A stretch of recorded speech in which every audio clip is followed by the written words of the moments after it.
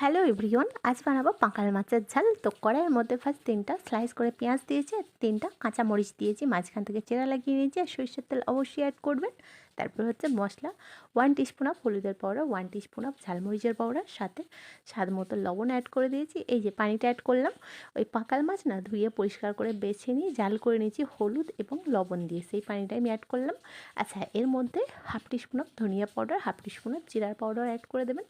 এরপর বেশ কিছুক্ষণ মশলাটাকে কষাতে হবে পেঁয়াজের সাথে। পেঁয়াজটা যতক্ষণ না ওই সফট ভাব হয়ে যাচ্ছে, এরপর হচ্ছে জাল করে রাখা পাকাল মাছগুলো অ্যাড করে দিলাম। পাকাল মাছের দেখতে পাচ্ছেন কতটা মোটা মোটা, একদম এক একটা পিস খুব মোটা মোটা হয়েছে। এই বর্ষার সিজনে না, হ্যাঁ, বাজার থেকে আব্বু আজকে নিয়ে এসেছিলেন।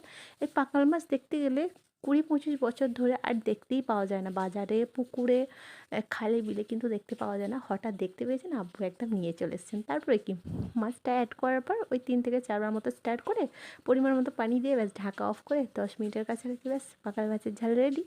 ভালো লাগলে লাইক, কমেন্ট অ্যান্ড শেয়ার। ভালো থাকবেন, সুস্থ থাকবেন। আবারও দেখা হবে নতুন একটি রেসিপির সাথে।